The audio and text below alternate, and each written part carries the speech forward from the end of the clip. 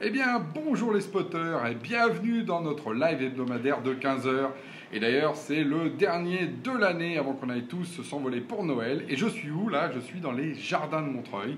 Donc c'est un resto très sympa à Montreuil, là où on est. Et où justement, vous avez vu, il fait très beau. Et c'est ça aussi, les joies du réchauffement climatique. Année 2018, année de changement. On va parler du numérique parce qu'il s'est passé tellement de choses dans cette année numérique qu'il a fallu à un moment donné faire des choix. Moi, je voulais vous parler des éléments qui m'ont marqué. Et comme disait ma grand-mère, choisir, c'est renoncer. Donc j'ai dû renoncer à énormément d'histoires pour me concentrer sur celles qui me paraissent les plus importantes.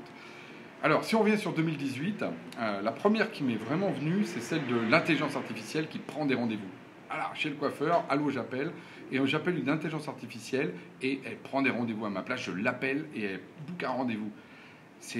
La question, c'est quoi le travail de demain? Parce que si effectivement l'intelligence artificielle fait tout à notre place, qu'est-ce qui se passe? Et en parlant de travail, parce que ça pose des questions sur le travail fondamentales, on a quand même vécu une grosse année de grève en France. Bon, ça, on est les champions du monde, enfin pas que, mais quand même un peu cette année. Et sans juger sur le fond de ces grèves, et ben du coup, moi, l'effet que ça a eu sur le numérique, c'est que du coup, j'ai vu énormément de gens passer beaucoup plus de temps au télétravail. Et ça, je pense que c'est une bonne chose. Apprendre à tout simplement vivre, pas seulement en allant au bureau tous les matins et en faisant des heures de bouchon pour ceux qui doivent y aller en bagnole. Et alors, quand on parle de travail, on parle aussi d'argent.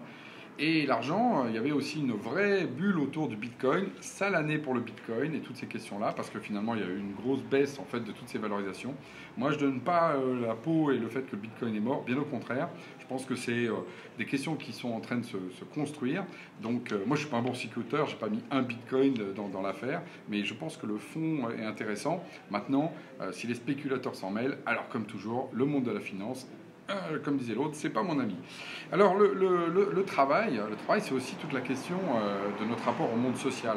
Et moi, ce que je note, c'est qu'en France cette année, si on zoome un peu, clairement, la République des réseaux sociaux, on peut prendre ce terme-là que je trouve très fort. C'est quoi? C'est l'idée qu'aujourd'hui, le social vient par les réseaux sociaux. On l'a vu avec le mouvement des Gilets jaunes. On pensait que c'était réservé au printemps arabe, etc. Aujourd'hui, c'est chez nous et c'est très bien. Ça veut dire aussi que la démocratie directe est en marche. Alors après, évidemment, comme toujours, comme tous les phénomènes naissants, ça bouge, ça crie, c'est pas simple, les gens sont déstabilisés, mais c'est la réinvention de la démocratie qu'on a besoin à travers ça.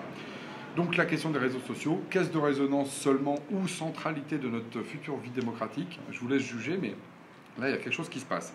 Le problème, c'est qu'effectivement, comme toujours dans ces cas-là, c'est que ça amène son lot de problèmes en face de choses formidables. Donc libération de la parole, oui, mais aussi manipulation de la parole, d'où les fake news, avec en particulier les manipulations russes. Là, ça a été démontré pour les États-Unis. Et donc là, on se lance sur une loi. Ok. Et pire que ça, scandale Facebook. On voit que toutes ces données ont été vendues par notre fameux ami et le roi du web social, qui est en train de descendre aux enfers avec tous ces scandales. Lui qui voulait faire le bien des gens, je pense qu'il est un peu passé à côté. Sale année pour lui aussi. J'espère qu'il n'a pas trop misé sur le Bitcoin et Mark Zuckerberg, parce que sinon ça fait double peine pour lui. Comme aussi le hacking des grands sites. Comme on a maintenant on est tous dans des énormes systèmes, quand ils se font hacker, c'est des millions de comptes qui sont tout d'un coup volés. Donc là, il y a des catastrophes industrielles sur la question de la sécurité. Bon, est-ce que ça nous empêche d'aller dans le numérique? Non, mais en tout cas, ça nous amène à une responsabilité, déjà de ne pas mettre tous nos œufs dans le même panier, dans le même opérateur. Et d'ailleurs, il y a un des opérateurs qui a bien changé, qui s'appelle Google. Parce que Google arrête Google+, arrête sa partie sociale. Ça, c'est un signe. De toute façon, Google et l'humain, ça a toujours fait d'eux. La preuve en est, ils ne sont pas capables de penser comme ça. Voilà, ça, c'est vraiment aussi ce qui s'est passé. Alors, un point aussi important, c'est MGAFA. Eh oui, Microsoft est devenu le numéro 1 des GAFA. Dire qu'il n'avait pas son M au début, on disait GAFA, on avait oublié Microsoft, il est repassé numéro 1. Voilà, vraiment, c'est une grosse bestiole. Elle a une capacité de résilience incroyable. Bravo la stratégie du nouveau PDG. Moi, je dis bravo. Après, du coup, à mon avis, Microsoft va revivre la question du démantèlement. Parce que quand on est aussi gros, qu'on est aussi important dans le numérique, qu'on est partout, omniprésent, ça pose des problèmes de concurrence. Microsoft va avoir affaire à ça. Et quand on parle de concurrence, nos amis américains, et Trump nous a fait une bonne petite blagounette avec le Cloud Act. Et donc maintenant, les Américains peuvent fouiller partout dans le cloud à partir du moment où ils considèrent qu'il y a des intérêts américains en vie. Super, encore une fois un problème de souveraineté. Et ça, nous, je l'ai bien vu, je fais un des lives là-dessus, La souveraineté, c'est pas juste une question pour De Villiers et des trucs un peu hystériques. C'est vraiment une question de fond. Dans quel monde on veut vivre? Est-ce qu'on veut équilibrer un monde ou est-ce qu'on veut être les vassaux des Américains? Ça, c'est vraiment la question centrale. Et nos leaders là-dessus, en fait, ils savent pas trop par quel bout le prendre. On a d'un côté la grande distribution qui va tout simplement se jeter dans les bras de ça. De l'autre côté, on a l'Europe qui légifère avec le RGPD, donc une façon de ramener l'individu au centre du débat, mais aussi par exemple sur la taxation, ce qu'on appelle des droits autour du monde justement des news. Donc là, on voit que l'Europe essaye par la loi de revenir dans le numérique. Elle le fait à l'ancienne façon, la façon de la loi, la façon du XVIIIe siècle, mais elle le fait, donc ça bouge, donc moi je suis plutôt content.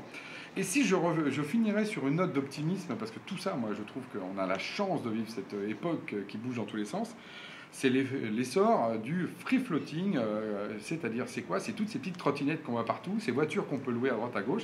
On voit ça plutôt dans les centres urbains. Désolé pour les gilets jaunes, c'est pas dans les campagnes qu'on a ça aujourd'hui, mais ça viendra demain. Parce que du coup, c'est l'idée de partager des objets. Et est-ce que c'est pas ça la meilleure réponse justement à la question du défi climatique? Parce qu'en fait, face à l'intelligence artificielle qui nous détruit, il y a aussi les trottinettes qui nous relient et qui font qu'en fait, on va tous prendre les mêmes objets et que ça va peut-être recréer du lien social. Alors tout ça, évidemment, c'est multiple, c'est complexe, le numérique, c'est contradictoire, c'est aussi touchant. C'est toute la force de l'humain, comme aurait dit Nietzsche, humain, trop humain, mais heureusement qu'on a de l'humain dans le numérique, parce que sinon ce serait totalement désincarné.